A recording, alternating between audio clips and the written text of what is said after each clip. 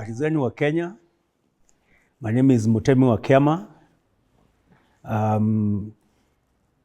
From This is Africa, and this is the Changamka Show. Changamka Kenya Show ni nini? What is it about? We have many issues that we are dealing with as Kenyans. Some of them include corruption. Some of them include tribalism. Some of them include gender discrimination. And of course, the elephant in the room, which is young people who don't have opportunities or jobs. And you have an economy that is not creating jobs and opportunities for young people.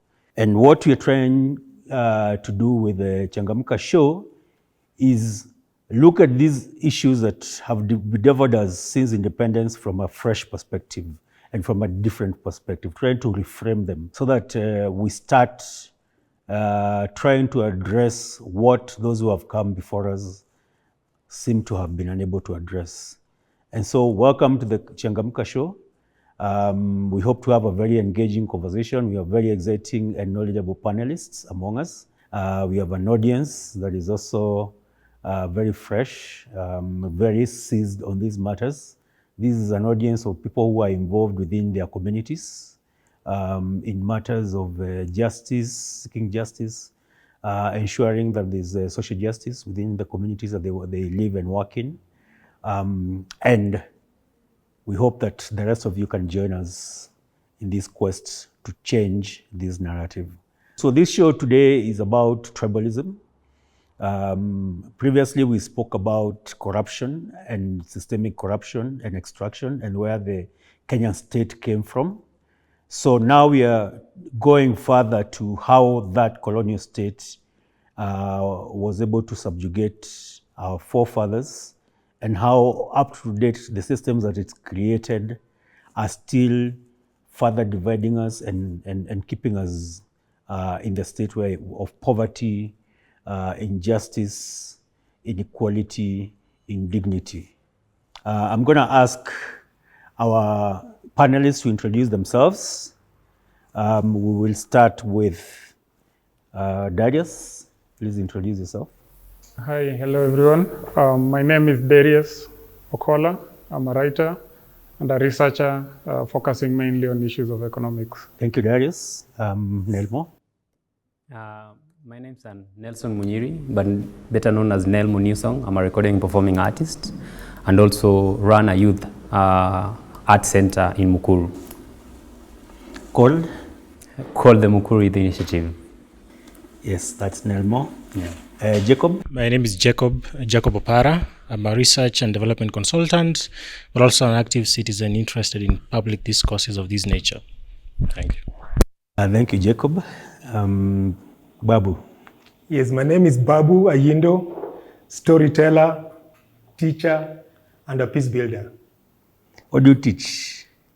Many things, arts, peace building. You will tell us. Yes. And last but not least, we have Maalim. My name is Ahmed Maalim. I am a community rights champion with a background of law. That makes me a lawyer. Thank you. Wakili, nikishika utani represent. Definitely. Labda tutashikwa pamoja. Thank you so much. Thank you so much to our panelists, and we hope to have a very engaging conversation. The audience, be ready. Even if not everyone will speak, at least be ready with your questions or comments. That this is not our panelists are not bankers of information who are coming to download it into your heads. We want to have that interaction between the audience and also learn from your experiences. So I'm going to ask one question, which is going to be a guiding question to the panelists, and each panelist will have about 5 minutes to respond to it, and then that will guide our conversation as we move forward. Then the follow-up questions will come from there. So I'm going to ask this question: what is tribalism, or negative ethnicity, as some people call it? And other offshoots of it are nepotism, And what is its genesis? Where did it come from? How did it start? How did we get here, you know? So that the idea is we need to know where we are coming from, to know where we are and where we are going. So that's the reason for that question. I don't know who will respond first to this question. Jacob? In my considered view, there could be variations of the academic or working definitions of tribalism and nepotism, and I'm sure the panelists will share into it. But for me, I think the root cause or the basis of tribalism is anchored on the fact that people have different cultural backgrounds in a very fundamental way.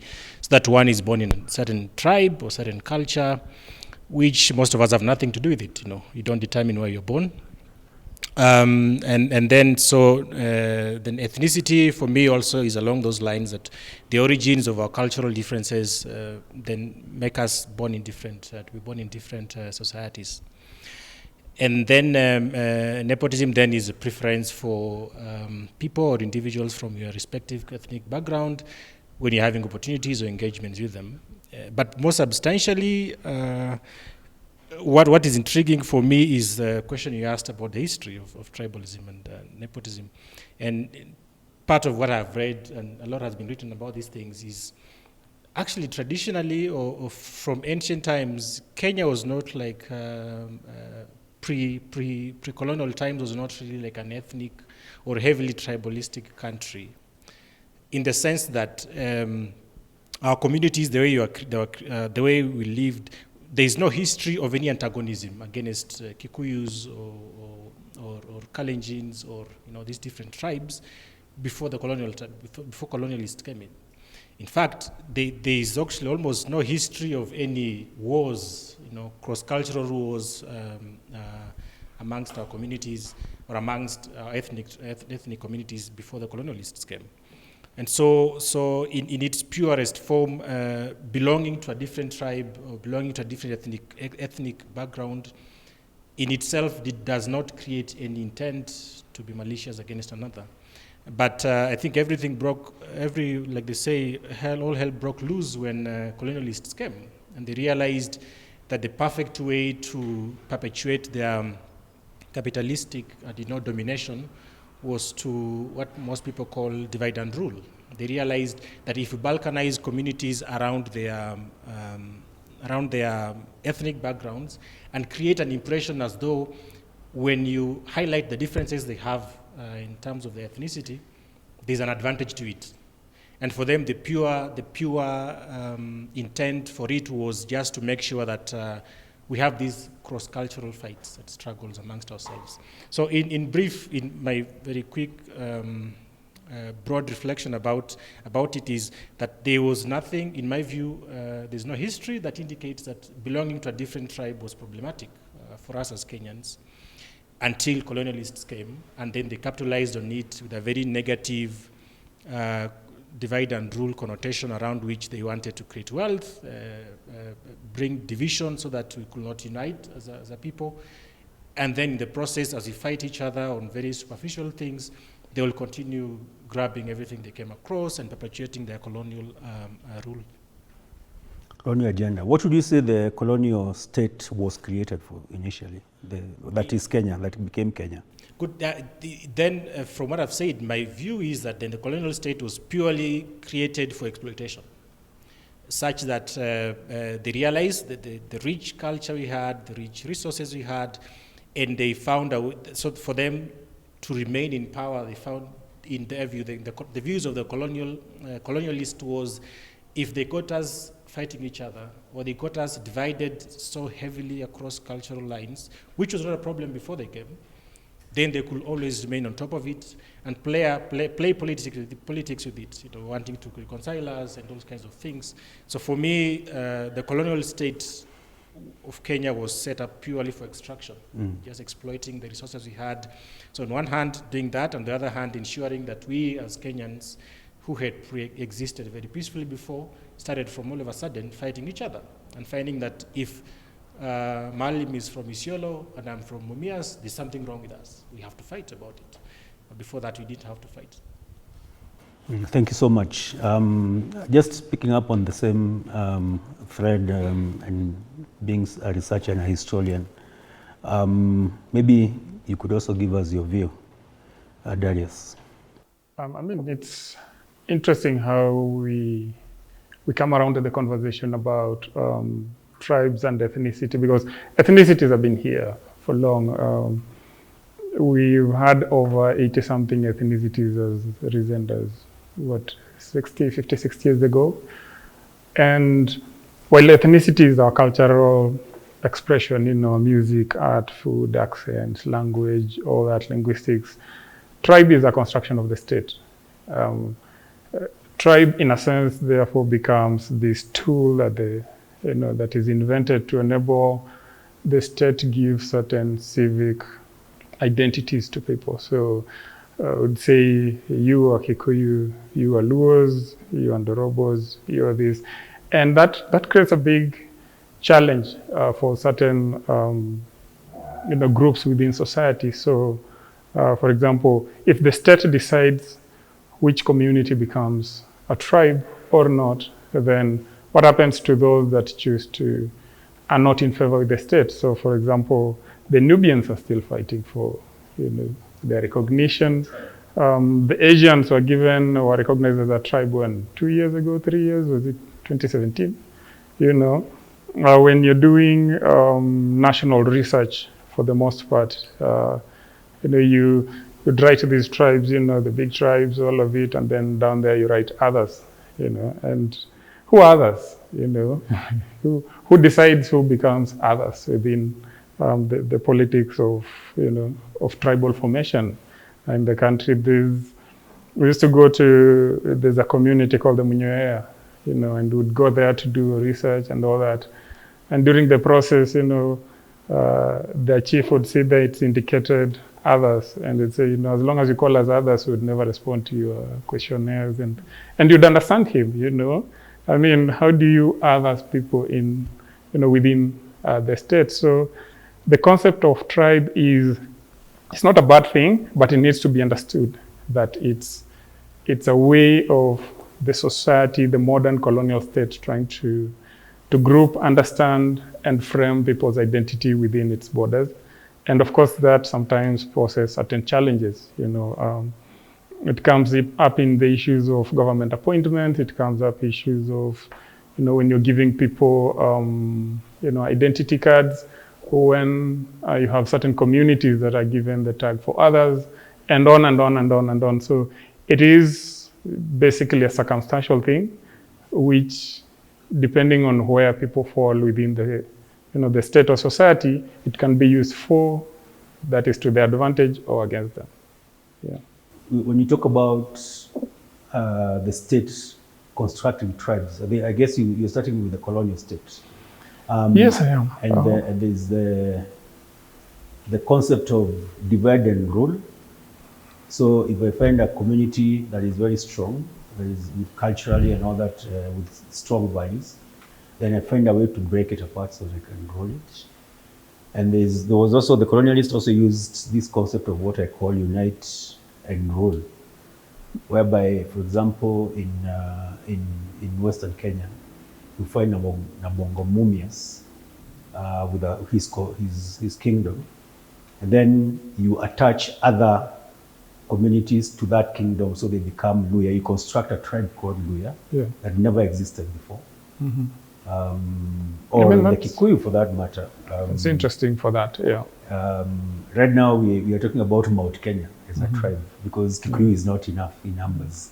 You have to add Embus and Merus and Beres. So they are very angry, but they have their cultural, their cultural identity that is being subjugated. So when did this start, the issue of constructing tribes, when we talk about the state creating tribes? It depends on how far back you're willing to go. For example, the idea of Kalenjin, when does it come about? 1948, yeah. But it only took until MUYI came to power, and him needing a tribe to sort of give himself numbers, the tyranny thing. then he becomes, the leader of the Kalenjin. When MUYI is getting into power in 78, I mean, he was referred to as the leader of the Tugen, because nobody took the idea of Kalenjin seriously in as much as it existed. But then you can go as far back as even 300-400 years ago. The main tribes in Kenya then being what? The Gumba, the Athi, the Barabius, and the Dagishus. Wayake Wahinga being from the Athi community. And all these, they existed here. I mean, the Ndorobos being the original inhabitants of Kiambu and, moving out into the mountains, into basically the Rift Valley. And within that, movements and negotiations between, not what now you'd call the state, but then it was simply authorities in terms of, the Imperial British East Africa. And one of the things they used to do very interestingly is they would send a lot of cultural anthropologists ahead to come and try to understand who are these people. So you'll say Kikuyus are like this, Kambas are like that, Luyas are like this, Luos are like that. So it was and then systematic. The Mzungu didn't just appear here. No. I like this land and all that. No, it was in fact, the original history, when you're looking at the original historical records from these specific tribes, all of this comes from the cultural anthropologists who were mostly white people. So they didn't come, first of all, as colonialists. They came as people trying to understand. Of course, that has its own problems, but including, of course, the racism that comes after that and all that. But in essence, tribe is a political construction. Ethnicity is basically our culture, our language, our foods, and all that. Thank you. Malim, you come from the north. The areas you say are marginalized. What is your experience of being Kenyan, leave alone being a tribe? First and foremost, as you've both Jacob and Darius have said, it's a creation. Tribes is just a creation where someone somewhere sat down and asked themselves, how do I ensure Jacob is able to differentiate himself from Malim? So it's on a basis of differentiation. And the moment you've differentiated yourself from the other person, then the question would be why is Jacob better than you? Or why I am better than Jacob? So it comes in the issue of now taking you away from each other, creating a gap between yourselves. And in this instance, I would say that in Kenya particularly, there is the tribe that we know, the Kikuyus, the Luos, the Somalis, and all those, the 49 or thereabout numbers. And then there is another tribe. Because a tribe is a group with a common. And what is common? The tribe that is called the ruling class. And then the tribe that is called the ruled, who have been told, we are you. So from the northern perspective, Kenya to today, when I walk from home and tell people I'm going to Nairobi, I will not say I'm going to Nairobi. I will say I'm going to Kenya, which is a very problematic issue. Home is where? Home, again, you are touching problems, my brother. Let's go there. I was born in Moyale. Moyale is in Marsabit County at the border. I was brought up in Nyeri. Then I find myself in Nairobi working. Another day, someone said, Malim, where do you come from? I didn't know how. I do understand a lot of the structures and the issues of Nyeri. Why? Because I grew up from 1998 up until I left my high school. Then here I am, I'm told my home is Moyale. But in that Moyale, my tribe is not the majority. So therefore, Moyale again is not my home. I'm told my people are the majority in Mandera. So I'm a problematic Kenyan. So in Moyale, they tell you, go back home to Mandera. To Mandera. So look at that. When we down Kenya see you as, all of you as... One again. Yeah? And like now what is going on in most instances is that you find the northerners, in first instances they were called the NFDs, which was used, the area used as a buffer zone by the Kenya, the Colonial country, Kenya, the independent. as a buffer zone from Somalia and from Ethiopia, where everything, like when you look at the history, 1936, the 1936, the fight between Somalia and the colonialists and the Ethiopia. So the region was used as kind of the buffer zone. And one of the aspects that I normally, it's a common story that my grandfather once told me, is that there was a way even the boundary was negotiated within my community to ensure my community lives on both sides. Why? My community felt it's that they will be in a good state if they are able to exist on both sides. If there is conflict on this side, I'm going to run to the other side. So all in all, the Kenyans who live in the northern region, the first thing, they do not feel they are not Kenyan. They do not feel they are Kenyans. Why? The discrimination. I remember when I went to Mandera and I was passing, there's a place I passed and I saw signs saying, this is Kenya, you're in the Republic of Kenya. Yes. You have to be reminded that you're Kenyan. Yes, so like, that, one of my most discriminating issue I dealt with that told me I'm not only a Somali, but I'm different, is when I was getting my passport. So I go, an innocent Kenyan who just left high school, makes the normal application, and then I'm told, you're supposed to be interviewed differently from the rest. So my question was, why am I being interviewed? As it's because of my name, not because of where I was born. You grew up in Nyeri? Yes, I grew up in Nyeri. As you're going to get your passport, you're told you have to bring your grandmother's birth certificate. Yes, and I learned Kikuyu as one of my first languages, but not my mother tongue. My mother tongue I came to learn thereafter. Why? Because I was indifferent from the Kikuyu. And when you even look at me at class, I remember the class 8, the situation erupted. When I passed very well, my teachers who loved me had problems with other teachers. Why? Because you are supporting a Somali. So the issue of tribalism is created. And then now, how do I look at the teacher who brought me up, who felt I'm her child?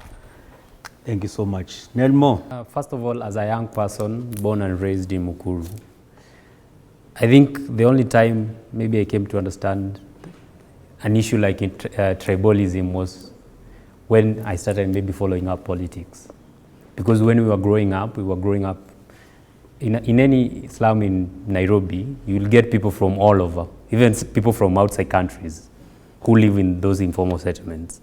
And me growing up, I didn't know I was a tribe until I was reminded by my parents, maybe, because then we had to go Ushago. And it didn't come evident until I think 2007, when now we had the post-election violence. Because then for us, when we were growing up car to your ghetto. We're not growing up as any tribe or any tribe. But I think as time is going, as politics, because that time we were in the wider Embakasi. So Kwaruben is in Embakasi. You remember that time almost half of Nairobi was Embakasi. So we were the marginalized in Embakasi because the MP, that was the last stop. After my campaign, kila mahali amezunguka, even the development, I think we started seeing development maybe a few years after 2010.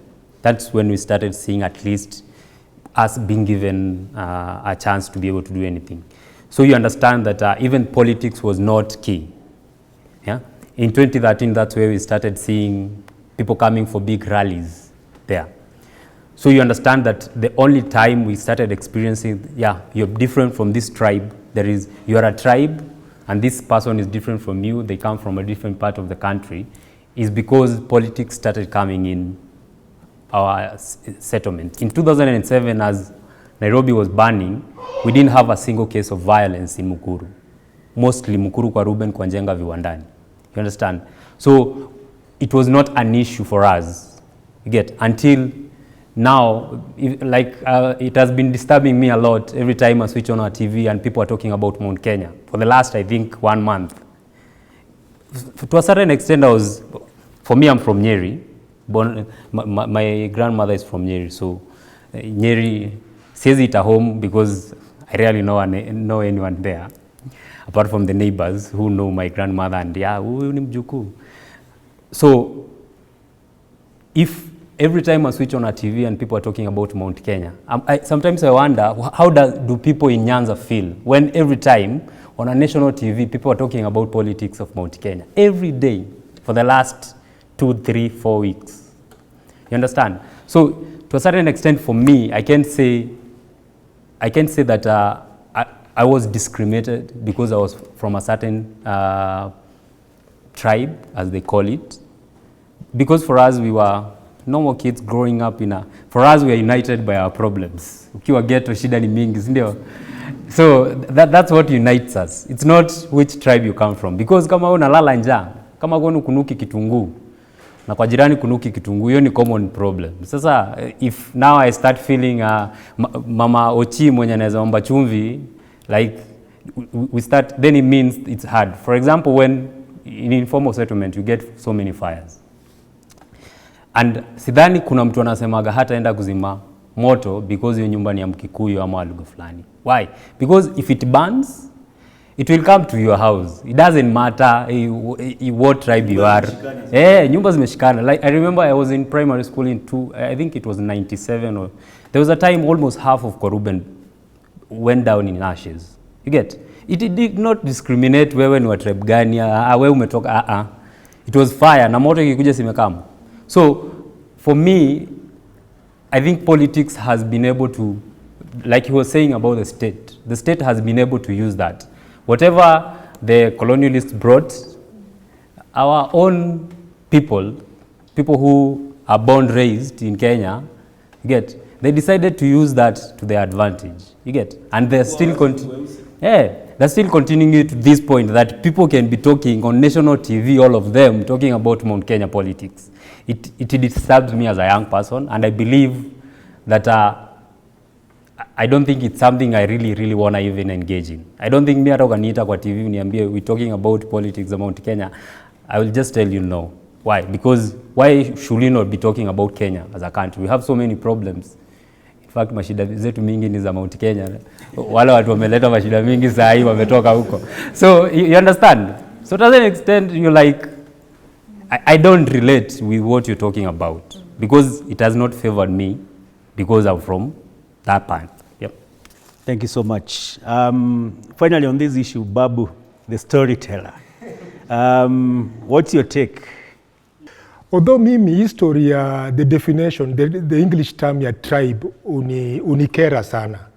Because ukiangalia the root of that term, the history of it, ilitokanaje. Actually, the root meaning ni backward. Unajua kusema mtu, that's why unajua America usema, our politics have become tribal. Kusikia wanaongea hivyo wanasema, politics zetu zimekuwa backward. So basically the definition ya tribe ilikuwa to indicate to us kwamba, yani tuko nyuma. Ni mtu anakudefine. So that's why mu wana hesitate because ukiangalia historia wa Afrika, we were organized, we were nations, tulikuwa na land, access, control, ownership of land, number one, big element ya a nation. Number two, we had laws, structured systems of governance. And then number three, we had a shared history. So even before the colonialists came, by the way, the Luos, the Kikuyus, the Taita, walikuwa na georganize, as a people. So mimi ningeomba, much as I know kwamba tribe imetumika sana in the media and in our political culture, naomba sana tutumie either nation ama ethnic group, at least to name in a way that for me is more positive. So Darius aliongea about how the colonial state ili construct tribe na ikaitumia. So nataka kushare one more point. Mahmoud Mamdani is a Ugandan political scientist and philosopher. Amezungumzia story. Pia akasema after independence our native colonialists walitumia the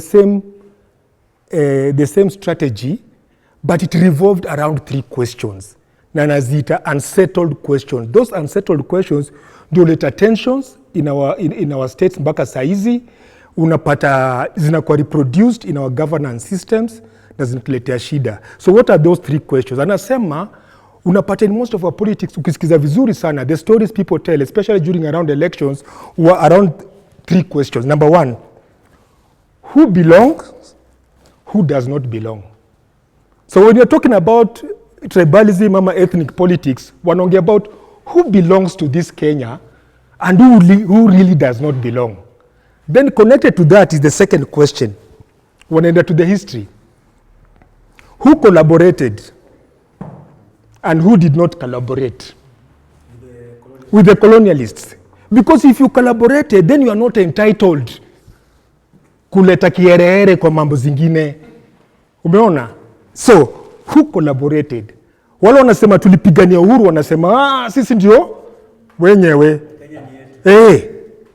So Mamdani anasema kuna swali ya 3.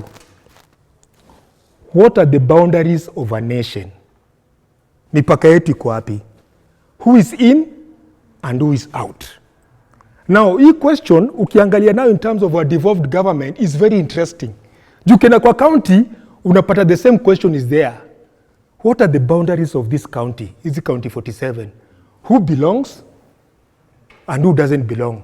Unapata hata kama wewe ni mjaka in certain counties, unaambiwa hapana, unajua wewe ni mluo kutoka sijui wapi, so mambo ya siasa usiingilie hapa.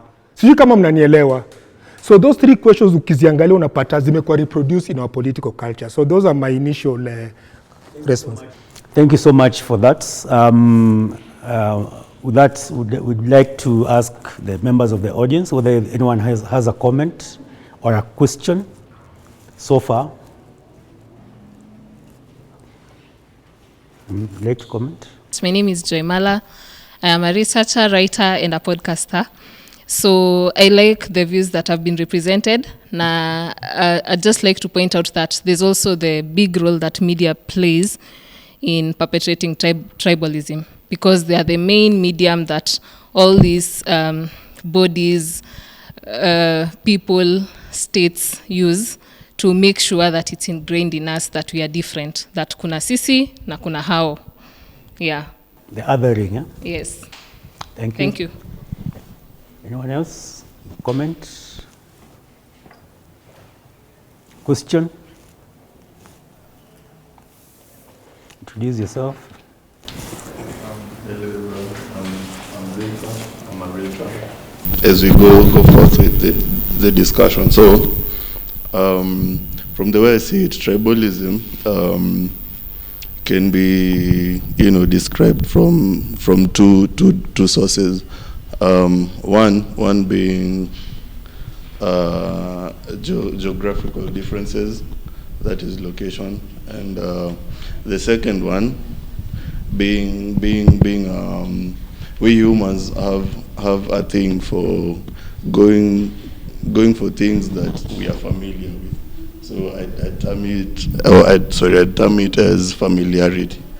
Just as everyone believes their mother is the best cook, I believe tribalism comes from the same angle still, because you as a Kamba, you as a Kikuyu, you as a Luo, when you have an opportunity and you want to give it to somebody else, you'll mostly go to the grounds that you're most familiar with. I'm a Kikuyu, so I don't know Kambas, I don't know Luos, so I don't know how they do their things, I don't know how they produce, I don't know how they do farming, I don't know how they think, I don't know everything, literally I don't know the first thing about Luos, So when you want to give out that opportunity, all your senses will go for what you're familiar with, you'll go for that Kikuyu because you're also a Kikuyu. If that does not suffice, you will go for geographical, the geographical location, as in that is what you'll use. You see, and that brings a different problem altogether.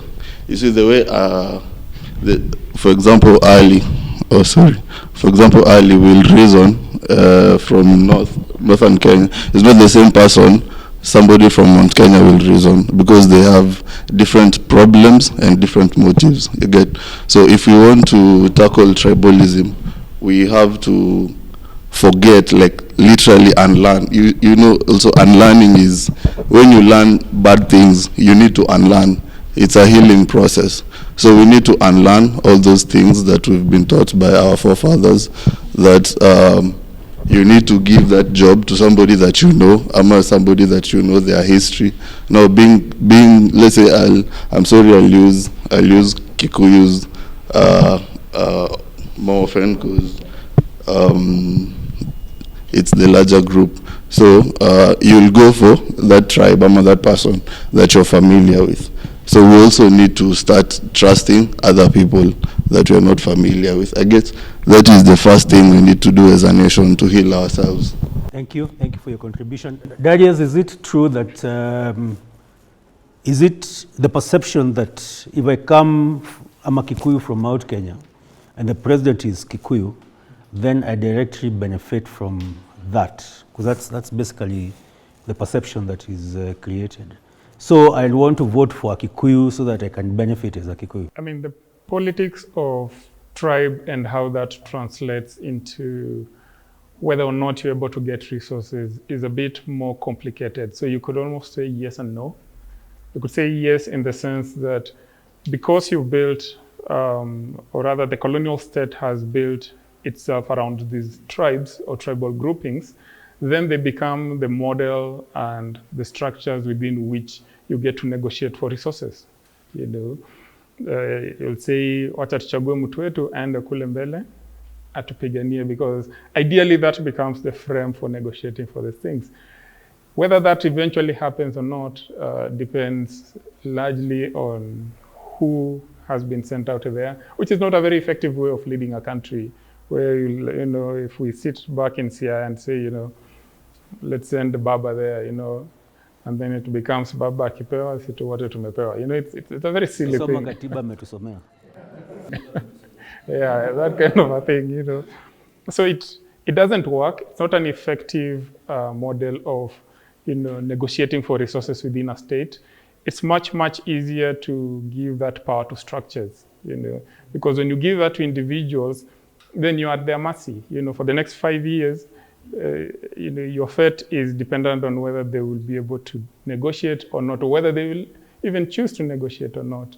So it's not an effective way of going about it. It's a very imperfect tool that the colonial state has put in the hands of tribes, but most often doesn't work. If you look at the last almost 20 years, we had 10 years of Kibaki and then 10 years of Uhuru, both from Mount Kenya. How they compare in terms of benefit to the tribe, the Kikuyus or the Mount Kenya tribes, the construct, in terms of economic benefit. There's argument that there was a lot of prosperity all over the country during Kibaki's time, and today Uhuru can't even hold a meeting in central Kenya because the Kikuyu feel like he has let them down. What would you say about that? I mean, there are certain very interesting individual issues to take into account in that kind of a dynamic. One of them being the fact that, yes, Kibaki was able to partly redistribute national resources, but that was because he mainly focused on certain industries, you know, telecom, the ICT sector. He basically subsidized motorbikes. This is a very interesting one. Redistribute, sorry to interrupt. Redistribute, what does that mean? Essentially, he was able to make his key presidential priority areas, especially within his first term, within industries for which anyone who had the skills to qualify in there would, you know, to a certain degree, you know, negotiate something for themselves. And so it's an accidental in its sense of redistribution. But also he didn't do it well enough, and that's part of the reason 2007 happens. And part of that comes the conversation about devolution, because in 2007, the conclusion was, you've kept too much resources at the center in a very tribalistic country. So the presidency as the, you know, key office in negotiating for resources becomes a matter of life and death. So we said, can we create devolved units so at least you're able to begin to take off this pressure from the center, such that not everyone feels either we have our person there or let's just go to war because, you know, we won't benefit. You know, we'll get some crumbs here and there for the next 5 years. And so partly devolution, in as much as we got it through the 2010 Constitution and it was still under Kibaki's tenure, it was partly an indictment of his first term and his inability to take, in a sense, the push for resources away from the center as much more effectively than he actually did. And Uhuru now, the next? Uhuru is an interesting phenomenon because when you look at his presidency, first of all, he comes into power and the national debt is like around 3 trillion. Right now we're at around 10 trillion, which is pretty much the entire size of the economy. And yet he has not done as much effective work with that resources. The reason why, and it's the question you raised about whether, being the president will, Kikuyus in his backyard benefit. The interesting dynamic within, that politics of negotiation is you're dealing with both tribe and class, that there's a middle class, and because of how Kenya is structured, I mean, when you put Nairobi, Kiambu, let's say Murang'a and Nyeri, and within basically Nairobi and its environs, that's almost 30% of the Kenyan economy. Of course, 21% is in Nairobi. And so that geographical proximity creates a certain, a landed middle class, which is predominantly Kikuyu. It's accidental that it's Kikuyu. Well, the Wazungus, after the Lancaster Conference, wanted to frame it that way because they needed a buffer against the rest of the tribes. So they decided we'll create a small clique of not Kikuyu as a tribe, but a certain clique within them who will protect us from basically the masses, including the Kikuyus who didn't have as much money as, so they were being used as a tool, as a buffer. Create a tribe within a tribe. Yeah, so it's a concept. class-based tribe within an ethnicity-based tribe. So it's a very interesting frame that they create there. So part of the drama Uhuru is having right now is because he's destroyed that class-based tribe, that the Wazungus that left to his father, and Moi took over, and Kibaki had it. Of course, it expanded a bit, but not enough. So his problem is not so much that he's not able to hold even a rally in his backyard, meaning that he is facing rebellion from his entire community. It's because there's a certain class that he's messed up that has always acted as a very useful buffer for anyone who's a president, given the geographical distribution of resources and tribe in this country. Thank you so much. Surprise, surprise, we've already done 45 minutes. Let's clap for everyone, ourselves. So you have 10 minutes bathroom break, take some water, go rush to that floor, and you come back.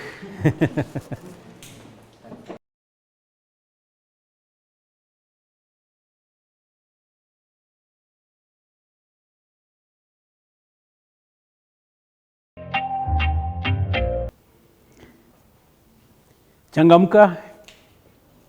Tumechangamka? Tumechangamka? Now we're going to pick up the conversation from where we left it with Darius. We were talking about ethnicity or tribalism and having your tribesman, mostly not because it's been men, as the president or as the leader of a certain space, and how that then helps, for example, share the national cake. Does that happen? Is it a myth? Or what can we say about it? And to help us take this conversation forward, Jacob will pick it up. Take it away. Okay, thanks, Mtemi. I think from from how Darius has painted the impression of the question that whether politicians have created an illusion around having your man at the top of the hill benefits you as a common mwananchi. And what he said, I agree with it largely, and just wanted to paint a mirror image also of how destructive the idea of tribal-based politics has become by reflecting on some of the history that those who are old enough who've read about Kenyatta, the father of the current president, with regards to two things, that how the colonialists used tribalism to entrench their interests and to extract from the country things that they needed, And the African leaders who came after them just continued it and even did it worse. In the sense that, look at the Kenyatta, when he was in power and that infamous fallout between him and Jaramogi, and an entire region was sort of marginalized based on that fallout, such that there was almost no development in that area, in the Luo Nyanza area, just on the basis that the current president and the then opposition leader did not see eye to eye when they had already been working together. So, and when MUYI came, it was even worse. You read about the infamous massacres among the Somalis, Wagala massacre, I think of 1982. In the 80s, there were a lot of massacres that happened purely based on ethnic hatred that he had created out of his own illusions, and such that, so you see that an entire region is marginalized or is heavily penalized just because the current tribe in power thinks that they do not deserve these things because they have a political difference with them. Then thirdly, to answer the question that whether having a president of the same tribe at your helm benefits the community, there's an illusion that is created around it for the political class purely for their own interests. But we have also to appreciate that the unintended result is that there is disproportionate development for some communities. For instance, if I use an example of the central Kenya, I was in some very remote part of Kiambu, where I imagine it will be like the remote part of my village in Koyonzo, in Mumias. But there was a stark difference that these people in a very scanty house, they have piped water. The road coming to that scanty house is tarmacked. Within that vicinity, there are like 3 dispensaries, at a walking distance. But we contrast that with my village. The nearest one dispensary is serving close to 50,000 people. Yeah. The nearest tarmac road to my village, is quite a distance. The point being that the unintended consequence of this tribal-based politics is that for the tribal kingpins that are in power, there's a tendency to, best of what Dare has described, the structures that sort of mini structures that exist, to have a level of progressive development purely for their self-interests, but eventually there's general improved livelihoods around those people. For instance, the central Kenya, in the last KCSE results that were released, 90% of the A's that came from it were from central, for instance. Close to 70% of the national schools we have are largely within the central region. If you look in terms of infrastructure, in terms of they're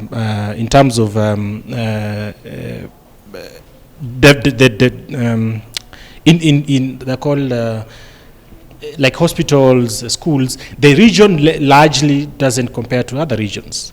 So that, in my view, then it becomes that the level of the way the tribal politics is destructive is that it creates that imbalance in our society, which then becomes people start having entitlement, out of it, from a very benign. So if I grew up in this region having access to these things, I sort of become entitled to them. So that I see others who are not within this scope, who don't enjoy these things, then do not have equal entitlement for me. So I think my addition to what Dare had shared was just that in as much as it does not, having a tribal king at the helm of it does not help me as a fellow tribes person, but there's that mirror to it that it disproportionately discriminates against others. When you have rogue presidents like we had, MUYI and Kenyatta 1, and what Kenyatta 2 is also becoming, then there's this deliberate destruction of the other communities that are not within that framework. So thank you so much for that.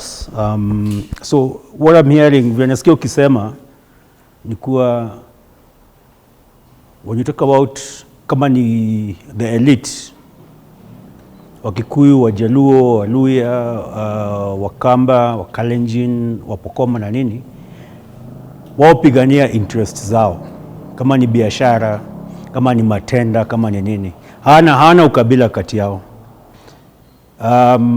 Lakini wakati wanakuja kwetu, kwa sababu wanataka kura zetu, wanatuambia sisi ni kabila moja na mkinichagua nitawapigania. Ama that's what we're saying. I think ni hivyo. Kuna venye wanatumia hiyo tribal angle, of course, just kupatia mileage. But when you look at everything that they do is purely of the interest. Na kama example ya Kenyatta one, it's known everywhere, the way he grabbed land, you know. It's just purely to perpetuate biashara za familia yake na marafiki zake. But akikuja kwetu na anatuambia, unajua mimi ni kutoka kwa hii tribe, mkini select nitawapatia this kind of thing. Yeah. It's very interesting that there's a time I went to Gatondo, where the first president came from and the current president came from. And their property has a fence. And on the lowest fence, as you get towards Gatondo town, it's called Ishaweri, there are some shops. And behind those shops, we stopped there. That time I used to smoke, I was looking for a cigarette. And I was shocked to find polythene shacks, nyumba za makaratasi ya nylon, which are not even in the slums in Nairobi or the informal settlements in Nairobi. That just next to the president's, former first president and second president's, fourth president's home, ancestral home, there are people living in polythene shacks. And the question then becomes, how has their man being president help them? Interesting again is the fact that I think you've all heard about Ahadi Kenya, the one that does the jigger thing, cleaning up. If you check most of its activities, they're in Gatondo, which means that's why you have the jiggers and poverty go together, because it's the hygiene that comes from the indignity of poverty. It's interesting that you have two presidents from one constituency. Actually, Gatondo, not just Gatondo, but Gatondo South. And you find that's where all these jiggers manifests. So how do we explain this? When you're fighting each other about tribes, created tribes, and we say, Daria said, is a construct for divide and rule. And Nelmo cannot even identify Ezi as a Kikuyu name, but where he comes from, in Mukuru, all he fights for is poverty. I mean, he's trying to survive every day. So what is this tribe, and why do we keep, 60 years after independence, why is this still a big issue? Babu, I don't know whether you want to take this up. Yeah. Before I answer that, let me quickly comment. There's a point that Ndugu alitoa, nikumbushe jina please. Victor talked about the need for healing. And I think it answers your question indirectly. I think we need to be, in my view, tukubalia kwamba this history of ethnicism, tribalism for over 60 years, pia imetu damage kiasi. Na hiyo pain inakuwa passed on from one generation to another. Na si poa. Societies cannot function like that. We cannot be creative, imaginative, and thrive with that kind of trauma. We have to find a way of healing. Kwa sababu ukiangalia historia ya South Africa, for example, wakati walikuwa na fight ile apartheid, Steve Biko alipoanzisha the Black Consciousness Movement, aliambia the Black South Africans, we must start by overcoming the psychological condition of inferiority. Kwanza, kabla ufikiria about to fight anything else, hiyo ndo lazima uweze overcome. So Victor alitoa point muhimu sana.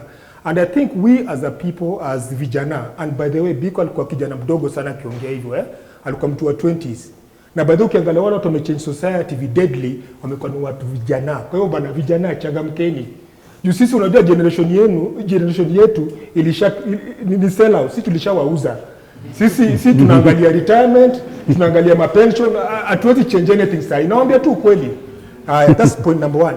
Then Biko pia katufundisha kwamba, you know what colonialism and the neo-colonial state does, the story of tribalism, ukufanya uwe very insecure in your own identity.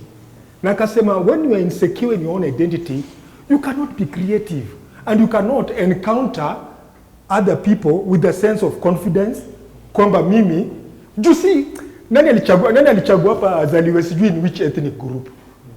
Na unaweza sema kwamba ule mtu alikuumba alifanya makosa.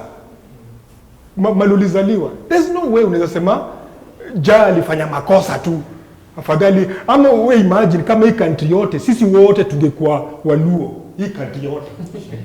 Ama Wakalenjin sisi wote 52 million. Singekuwa country boring. So which means what the impact, psychological impact imefanya, we cannot encounter each other as equals. Tuko insecure, umeogopa tu.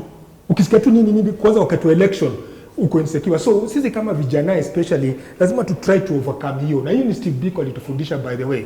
Kijana kama nyinyi.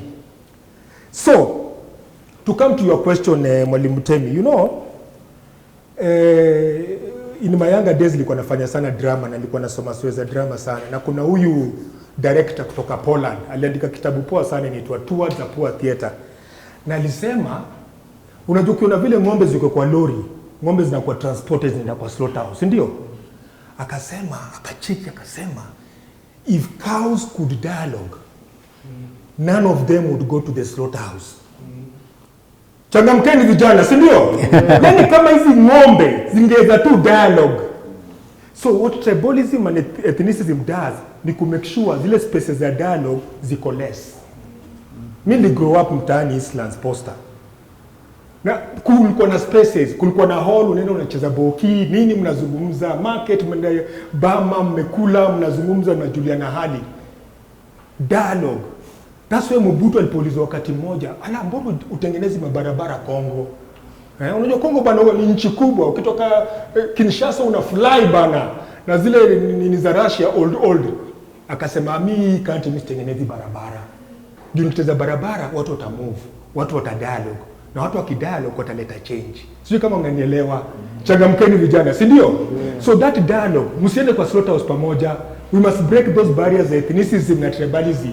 Ujokopa tukizungumza kama tunazungumza hapa is one way for us to create change. Ya mwisho nataka kusema hivi. In 2016 hapo nilikuwa nafanya utafiti mmoja hapa Kibra. So nilibidi niishi Kibra miezi 6. Ndio nililelewa mtaani lakini sasa nilikuwa in another lifestyle, si ndio? Life ya Kibra si rahisi. Na pale unajua lazima pia ujuane na wasee. Juu unajua utaona karao lakini security iko, si ndio? Vijana wanajiorganize. Na baadaye nilikuwa nikifika kwa jioni nasema tu, sasa mwalimu babu, kumbe jamaa shanionanga tu kitambo. Kumbe jamaa shanionanga tu kitambo. Nikarealize kitu moja, hawa say organize bila kufikiria tribe ama ethnic group.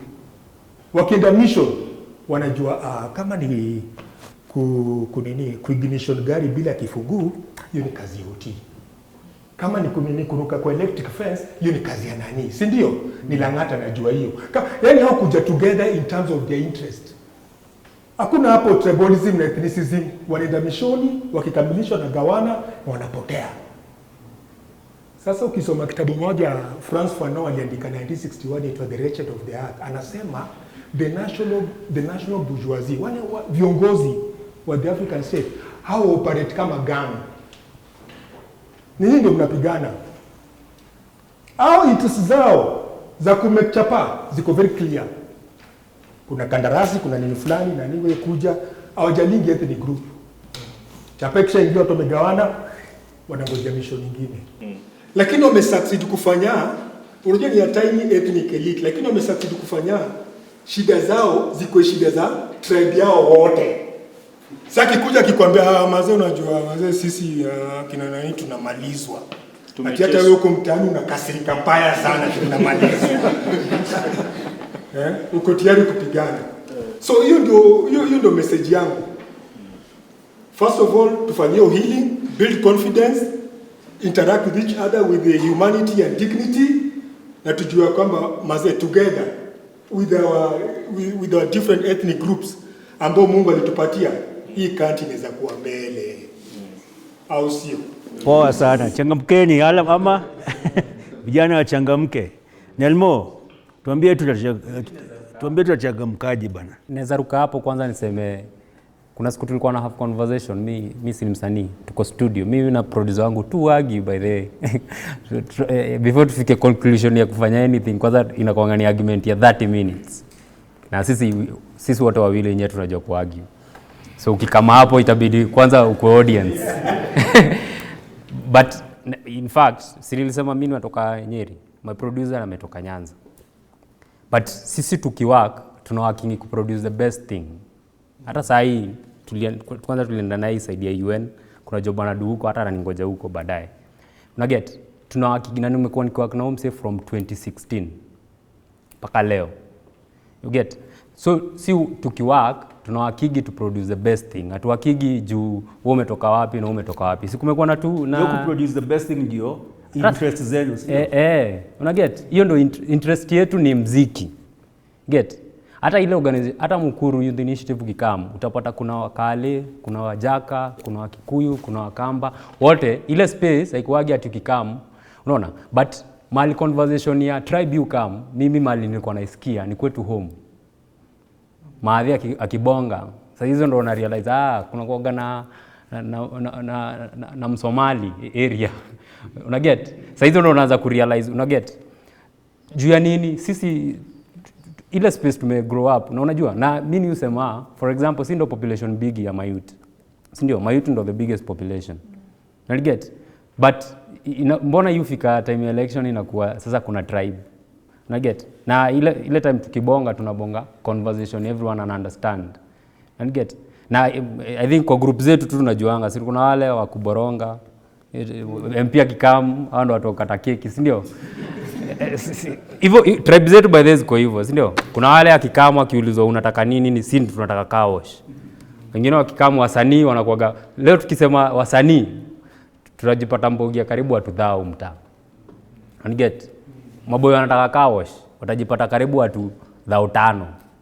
And get as in mayuth wakiitwa ukirealize wakati even so kabila zenu mtaani ni za kabila ya wasanii, kabila ya kawosh, kabila ya hivyo ndo iko ya waya ya kufunga waya ama juu in fact tulikuwa na have conversation na Mutemi before, tunasema kitambo kulikuwa na welfare groups za tribes, ndio? But ungepata kijana kwa hiyo space ilikuwa gani wazae, na get saa hii politician akikama aseme tunataka tribe fulani come, itakuwa ni wazae ndio wataenda kwa hiyo space. Kijana utasikia sasa kuna meeting ya mayouth, si hivyo ndio yuko aina tribe, so tribe yenu ni youth. Unaona na I think venye alikuwa anasema ni tukianza kufikiria in that way, shida tu pia tunakuwa divided na interest. So una feel watu wa studio wamesotiwa, sisi bado tujasotiwa, hebu tusotiwe, na get but at least kuna hiyo essence ya kubonga na one. Mimi imagine leo tukasema tuna create political party ya mayouth for example, kwani si tutasema hao wakipigana huko wana form coalition, si tuna coalition yetu already. Wanasema saa hii wale watu mayouth watakuwa wamefikisha hawajai vote, wanafikisha 18 by 2022 ni between 6.5 to 7 million. Hao wanaweza chagua rais wao. Watu wa Gengeton, ndio ama mbogi ya Gengeton iko ready. Kuna siku tulikuwa na conversation tulipatana, ilikuwa I think hizi shows ilikuwa jam sessions zenye ilikuwa fanyika Gote. Then tulikuwa na have conversation, interesting conversation about Gengeton. Na nani alisema Boniface Mwangi akasema hii generation ndio inaweza change hii country.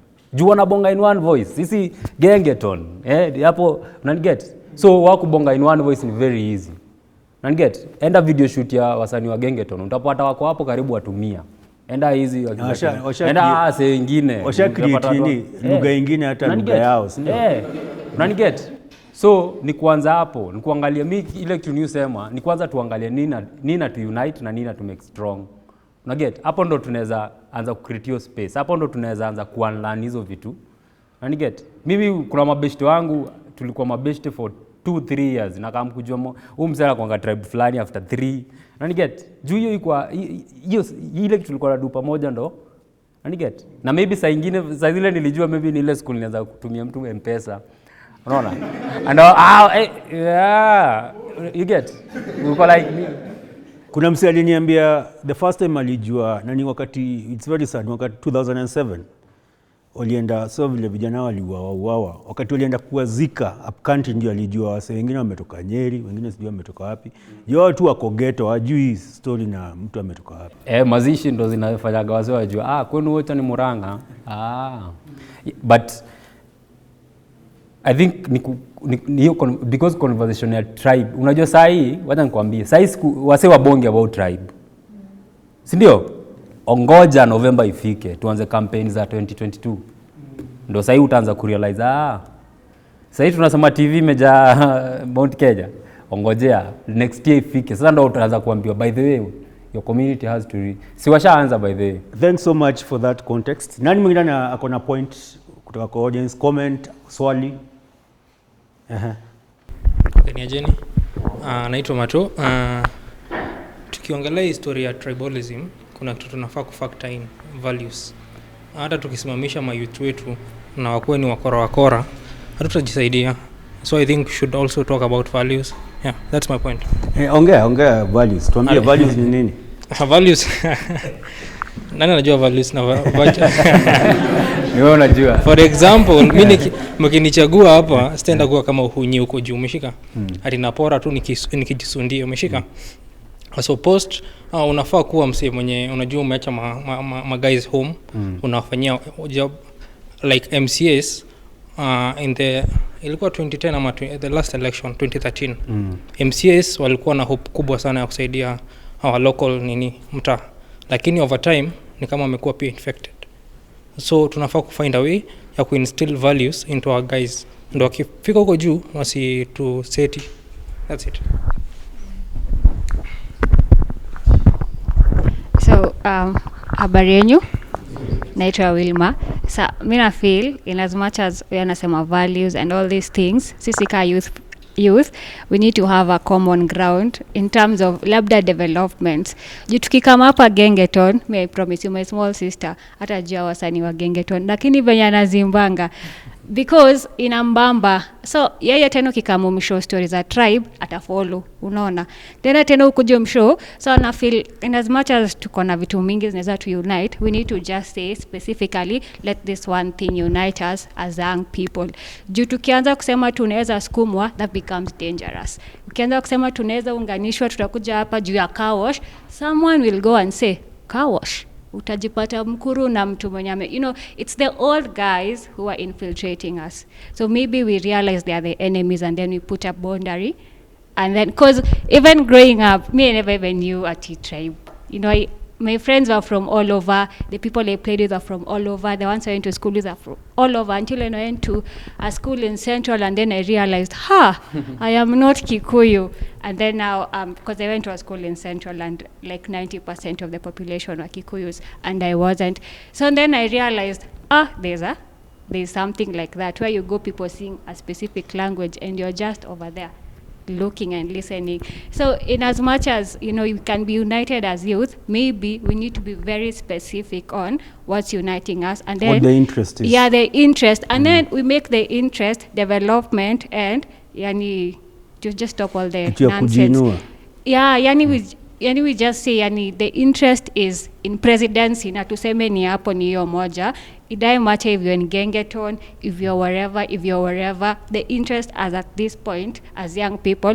And I feel as if sisi wenye tuko na mashida mingi ndo tunafaa tuende hapo juu. Wenye hawana mashida, they don't understand. Nice point. Huku jiintroduce. Hata kujua last name yako ndio tribe yako ni gani. Like majina zote mbili? Yeah. No, just introduce the way you're comfortable introducing. So my name is Wilma Kerubo. I am a young person who likes to have opinions and to move around and I work and I am employed and I am struggling and I am Changamka. Yeah, bas. Let me just add one point. There is that issue ya nitasemaje, let's say Mukuru mko na CBO ama NGOs zina address hii issue. Kuna tuseme Mukuru kuna CBOs kama tuseme 100 ama 50, si ndio? Lakini zote zina work independently. If kunaweza kuwa na a way ya kufanya a unified front, all the CBOs wanaongea lugha moja. Like msee ndo aingia kwa hiyo Mukuru, lazima apitie huyu msee mwenye hapa juu. So huyu msee akiweza kuwa ndo regulator, anasema this year ni story ya politics na tunachagua huyu msee juu ako na hizi values, hizo itatusaidia. Lakini kila mtu akienda peke yake tutauliwa wote. Divide and rule, that's what you're talking about. Tribalism is actually essentially ni divide and rule. Juu wakati mmegawanyika hamwezi, like Mwalimu Babu amesema ng'ombe zikiwa kwa lori zikipelekwa wapi? Slaughter, kichinjio. Unaona, mnapigana, mnachinjana wenyewe kwa wenyewe, alafu watu wale wanakula minofu tu pale, wanakula minofu tu. Maalim, you're a community organizer. You're a lawyer who has decided to go back to the community in Isiolo to organize a community. Why? And as you answer that, you come from the Somali community, which tulikuwa tunafikiria, as Babu was asking, kama ungekuwa na tribe moja, basi shida zetu zote zingeisha. Take it away. Okay, before I get to Mwalimu's question, I want to start from what he informed us. You know, Kenya as a country is a country that we were told legislations and policies are the solution to our problems. To the extent we ended up legislating our values and morals. So therefore, if today I do something stupid here in this room, you will not ask questions based on the societal that we are setting here. You will ask questions based on certain law. So by nature, we are a community that has been zero grazed. No, unajua mchungaji ananyoa ng'ombe yake iko wapi? Zero grazing. Then secondly, what she said is, I will just quote what the person Babu quoted, Frank. He said every generation must have its mission. Either work towards achieving it or towards destroying it. I'm paraphrasing because I do not remember exactly the words he used. So as young people, ask yourself, what is our mission? And to understand our mission, before 1963, the mission of the young people was to get us independence. The Kimathis were in the forest. The Tomboyas were legislating and were taking Kenyans to go and school so that when the white man leaves, we are able to have a country where people can work. Yani, competency based. And when he said that it is young people who change a country, yes, it is. Tomboya, when he started the trade union, how old was he? When was Tomboya born? From the history, those who did history, shout out. 1930. And in 1952 is when he started his movement of taking Kenyans to study in America. How old was he then? When he attended the 1954 conference in a rally with Martin Luther King, how old was he? 24. Young people, age is just a number. Your vision is the core value you should have. So that was the young people. They organized around that. Then you come to 1970s, 1980s. MUYI and Kenyatta have ensured the country is locked to the extent that no one can breathe. The Tomboyas are dead. The Gamapintos are dead. The PM karaoke is dead.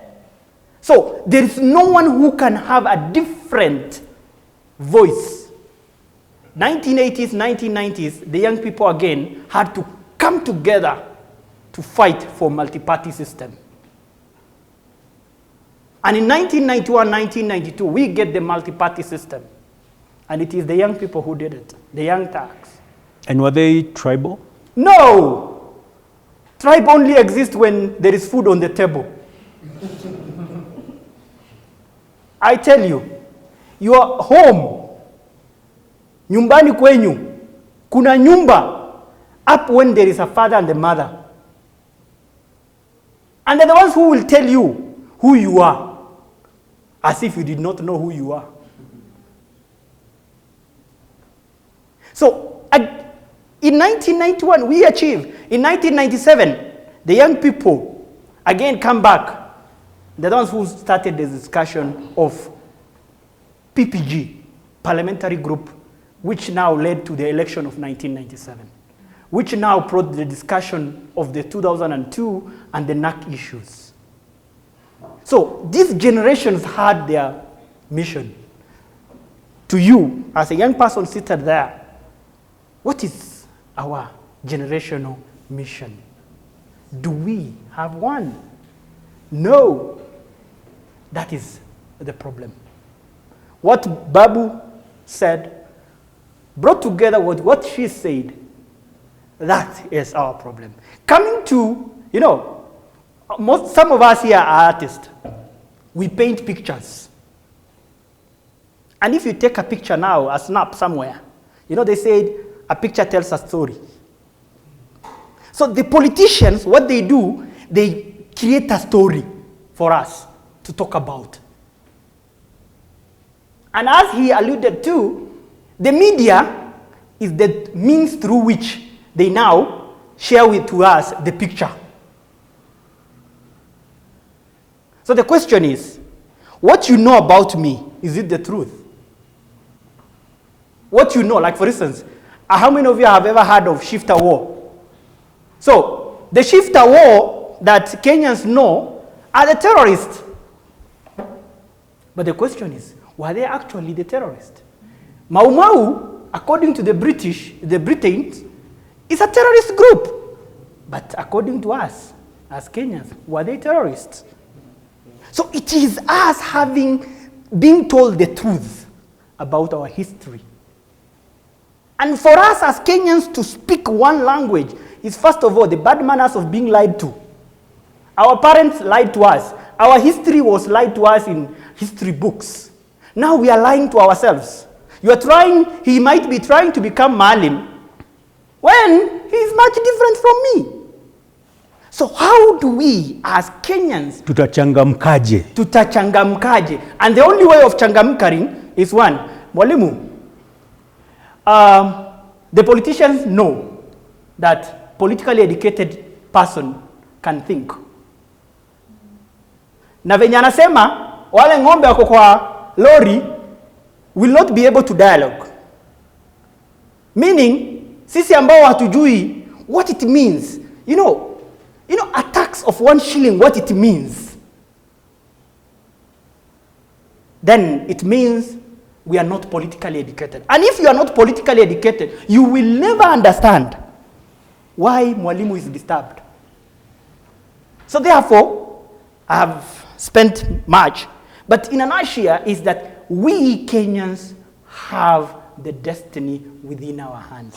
And the destiny is first of all understanding. Kuchangamka. Tujue political issues. Don't sit back when you find wazee wameingia kwa room. Ingia. Uliza ni nini inaendelea hapa lakini. Thank you so much. Yeah, asante sana. Tuchangamke. Let's get involved. Ndio inaitwa public participation, si ndio? Na iliwekwa kwa katiba. It was not by accident that it was put in the constitution that we get involved. Darius, what prescription do you have for us? Mambo na tribalism, mambo na moving forward. How do we move forward? Moving forward, still we'll go back to conversation. They're already available to us. One of them is public participation budget making process. It's a very public thing. Every county, every constituency, basically every public body that handles ushuru, lazima they advertise their budgeting process. And it is open. They will tell you, siku fulani, tutakuwa kwa hall mahali fulani, kudiscuss budget ya mwaka ujao for this area.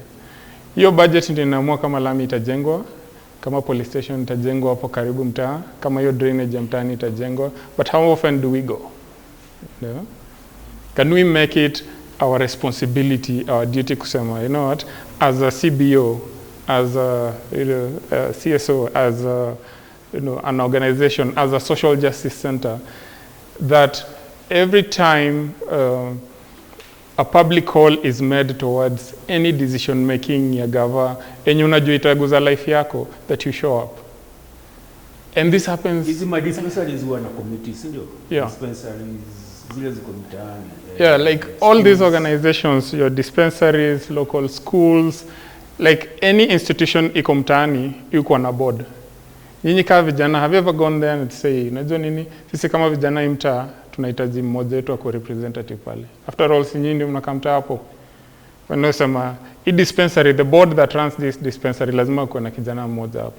Hii board inarani shule lazima kuwe na kijana mmoja hapo. The same way tuna fight for gender representation and gender equality. Youths also need to step your space kusema unajua nini?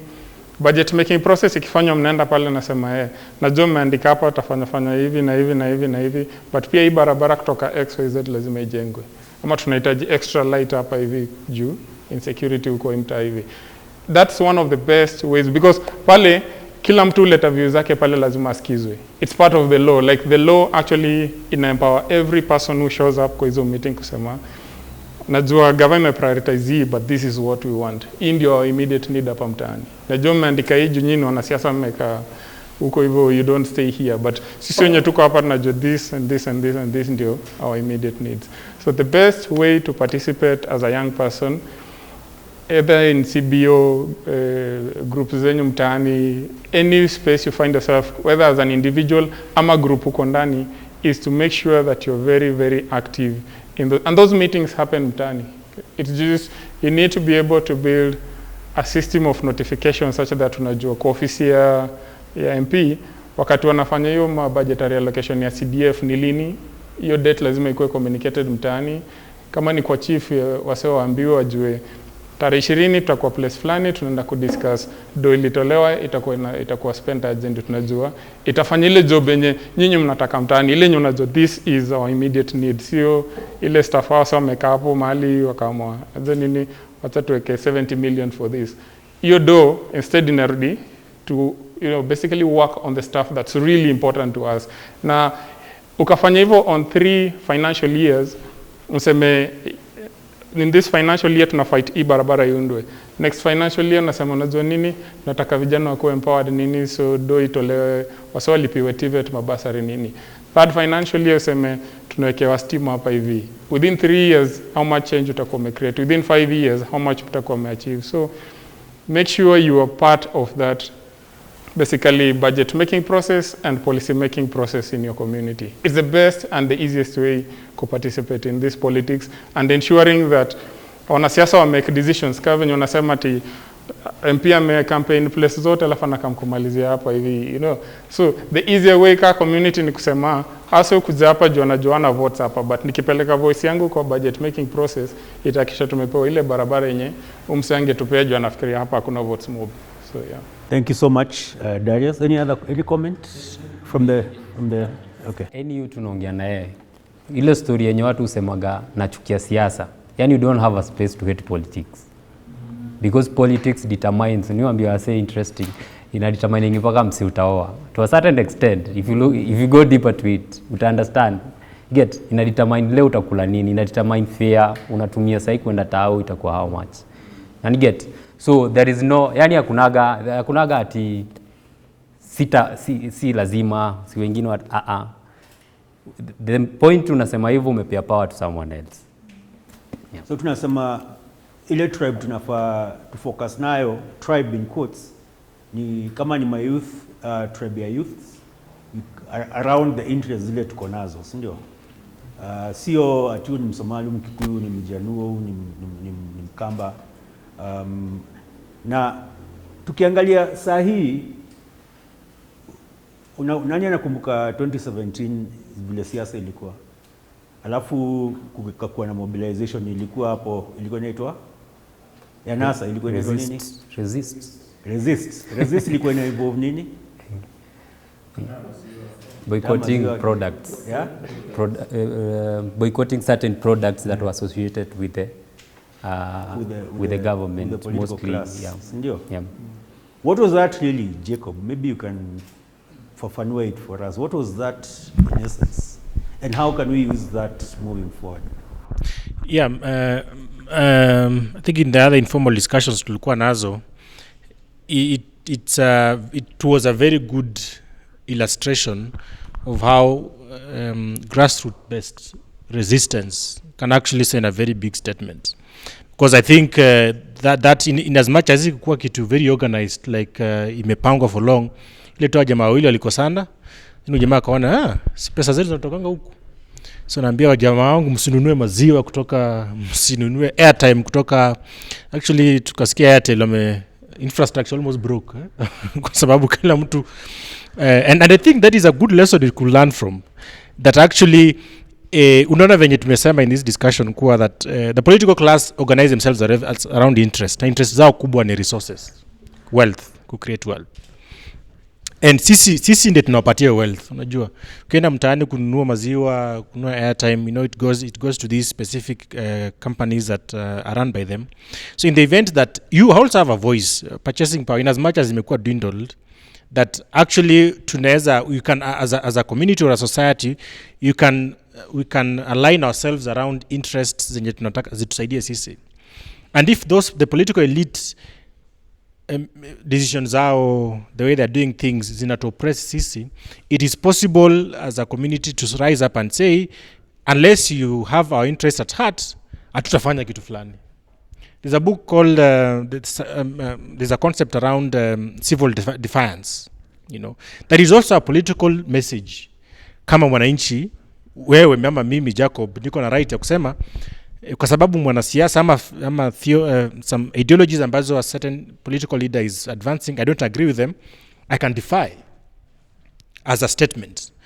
I could add this slightly, is also a bit controversial, but the question about democracy, does democracy work for us? Hiyo kwenda kupanga line asubuhi na amka 4, umenga hustle hapo, staying there till 5, you vote, and then you see results, unashangaa what happened. And then mtu anakuja kwa TV siku moja, unaitanga panelists kama sisi, anasema Kenyans deserve the leaders they get. So mimi nakaa hivi naona, mimi sikupigia Sonko kura, for instance. Yeah, but there is that perpetuation kuwa tunadanganywa that you're participating in a democratic process and yet it's been a captured state. It is within your right to say no to these processes.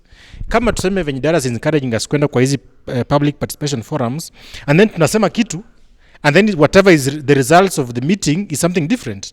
We have a right to boycott it. You have a right to voice our displeasure, so that you're having all these tools. Na ambayo sheria yetu, our constitution has given us a lot of platitude on how we can exercise our civil defiance. Yeah. So no one says, for instance, I hold a very controversial view that says, si lazima nipige kura. It should come to a time where if you feel your vote is not counting, you should have the leeway to say no. And by now it can be another entire different discussion. But I think my just addition to what Mutemo was saying, I think that with what you saw in resist movement should be an awakening for us that we have options. We should not just be venye babu amesema na illustration ya ngombe kwa bus that tushaingizwa 2022 tupige kura, tupige hivi, tupige ODM, we have options, among which is also to resist and what wazungu anasema civil defiance. Thank you so much. I know time is almost, in fact, has run out, but as we close, I'll give the floor to Mwalimu Babu, and I'll ask you, ni vipi tutafanya hizi ngombe have dialogue? Hizi ziko kwa gari. But even from some of the points that were being raised about, wasanii, I think mtaani organically that is already happening. Kuna conversations, wasanii are leading some conversations, raising certain questions. Najua Mukuru and other places, there are a lot of CBOs. Like vile nani alisema, let these CBOs also merge and become a movement of change. Ujue huyu anafanya nini kule na how does this easy efforts zote zinaweza changia so that we can get this change. And for me, vision ya hii country, it's a beautiful one. I mean, ukiangalia, just sometimes when you listen to the first stanza of our national anthem, sometimes machozi yanaweza kudondoka because that generation had a very clear view of how we need to look like. Si mnajua stanza ya kwanza, the words that are there. They talked about peace, and I've listened to many national anthems. Sijawahi sikia national anthem ina combine hizo words za peace and justice be our shield and defender. May we dwell in unity. Unajua? Alafu mwisho wanasema plenty be found within our borders. Plenty, hiyo ni nini hiyo plenty? Be found within our borders. So that was the vision. For me, I think there, Mwalimu Temi, we have the vision. The question is whether this generation is ready to translate that vision to actions for now. Thank you so much, Mwalimu, and I think we'll close it there. This conversation is very interesting, and just like we experienced in the morning, the time is not enough. I think we need to have the next one to have a bit more time so that we can chambua. But what we are doing is a conversation starter. We are hoping that the part of the audience, wale watu wamekuja, we selected you very deliberately, whoever invited you. Kulikuwa na method, because we know where you are, where you come from, and what you're doing, which communities you're organizing with. We are part of, one of our partners is Kongamano la Mageuzi, which is a movement that is working to build political power. Someone talked about political education, Maalim. To build political power, ndio tubadilishe, kila saa itakuwa watu wana mara tuko Jubilee, mara sasa tuko UDA, mara ni UDA. So, yani sakas na sarakasi kila saa za siasa. But we build a movement that is from the ground up. Na part of what your challenge imetupatia is starting this conversation and taking this conversation to our mitas. So I hope mmechangamka. It's very heavy intellectual conversations, si ndio? Lakini ni conversations ambao tumejaribu sana kutafuta, this is Africa, tumejaribu kutafuta panelists ambao wanaweza chambua haya mambo in a way that tunaweza sote elewa.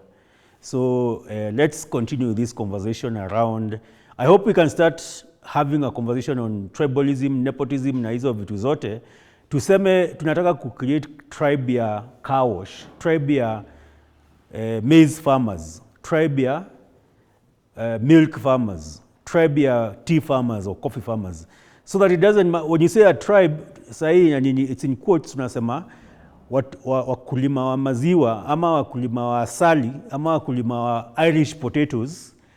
It doesn't matter wewe ni Mkikuyu, ni Mjaluo, ni wewe ni mkulima wa Irish potato. Hiyo ndio tribe yako na unapigania hiyo interest. Na ukisema kama kuna sheria inapitishwa ambayo inatudhulumu, kama sasa hivi tunaona kuna sheria moja inataka kupitishwa ambayo inasema Nelmo, you cannot even organize without permission from the chief or the DO or the DCC. Organize a group like this to discuss your issues. Kwa nini? Hiyo ni dictatorship inajengwa. So